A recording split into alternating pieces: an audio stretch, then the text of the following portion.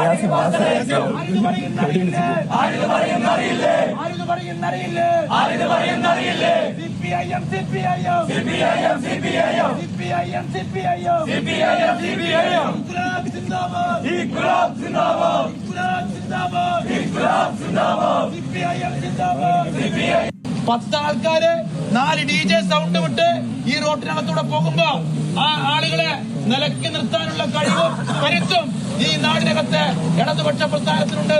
ആ ഇടതുപക്ഷ പ്രസ്ഥാനത്തെ പ്രകോപിപ്പിക്കാനുള്ള ശ്രമം അവസാനിപ്പിക്കേണ്ടത് മുസ്ലിം ലീഗിന്റെ ബാധ്യതയാണ്. കാരണം നഷ്ടം മുസ്ലിം ലീഗിനായിരിക്കും. അതുകൊണ്ട് പ്രിയമുള്ളവരെ, നമ്മൾ ഇന്ന് ഈ നാട്ടുകാരെ ഞങ്ങളിവിടെ നടത്തിയത് ഇവിടെ പ്രതിഷേധാത്മകമായ ഒരു സൂചനാ സമരം മാത്രമാണ്, ഒരു പ്രതിഷേധം മാത്രമാണ്.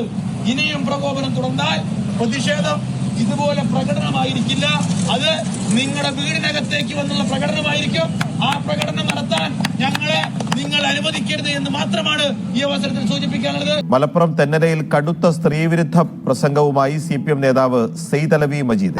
അന്യാനുകളുടെ മുമ്പിൽ പോയി നിസ്സാര ഒരു വോട്ടിന് വേണ്ടി സെയ്ദ് അലി മജീദിനെ തോൽപ്പിക്കുന്നതിന് വേണ്ടി, അല്ലെങ്കിൽ വാർഡ് പിടിച്ചെടുക്കുന്നതിന് വേണ്ടി എങ്ങനെ കുടുംബത്തിൽ നിന്ന് കൊടുത്ത കെട്ടിക്കൊടുത്ത പെണ്ണുങ്ങളെ കൊണ്ടുപോയിട്ട് മറ്റുള്ളവരുടെ മുമ്പിൽ കാഴ്ചവെക്കാനല്ല എന്നത് ഞാൻ ഈ അവസരത്തിൽ ഓർമ്മിപ്പിക്കുകയാണ്. ഞങ്ങളൊക്കെ മക്കളെ കൊണ്ട് കല്യാണം കഴിച്ചിട്ടുണ്ട്. ഞങ്ങൾക്കൊക്കെ പ്രായപൂർത്തിയായിട്ടുള്ള മക്കൾ ഞങ്ങളെ വീട്ടിലുണ്ട്. അതൊക്കെ ഞങ്ങളുടെ മക്കളെ കൂടെ അന്തിയുറങ്ങാനും ഭർത്താക്കന്മാരെ കൂടെ അന്തിയുറങ്ങും.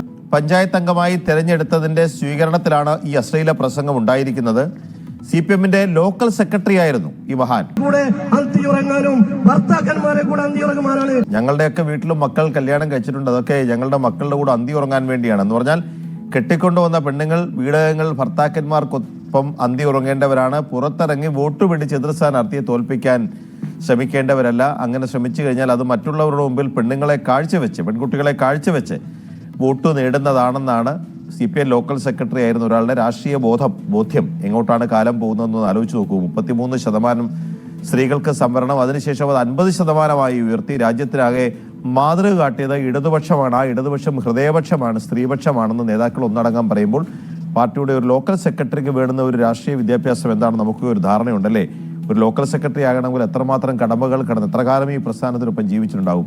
ഒരു വാർഡിൽ വിജയിച്ച ആശ്വാസത്തിൽ ഒരു തുറന്ന വാഹനത്തിൽ അവിടുത്തെ ജനങ്ങളെ സാക്ഷി നിർത്തി നടത്തിയ ഹീനമായ വൃത്തികെട്ട നെറികെട്ട സ്ത്രീവിരുദ്ധ പരാമർശമാണ്. ഇത് കേൾക്കുന്ന ഉത്തരവാദിത്തപ്പെട്ട ആ പ്രസ്ഥാനത്തിന്റെ നേതാക്കൾ ഉണ്ടെങ്കിൽ ഒരു നിമിഷം ആ പാർട്ടിയുടെ ലേബൽ ഈ മനുഷ്യന് ഈ വാക്കുകൾ ആവർത്തിക്കാൻ കഴിയുമോ എന്ന് ആലോചിച്ച് നോക്കണം.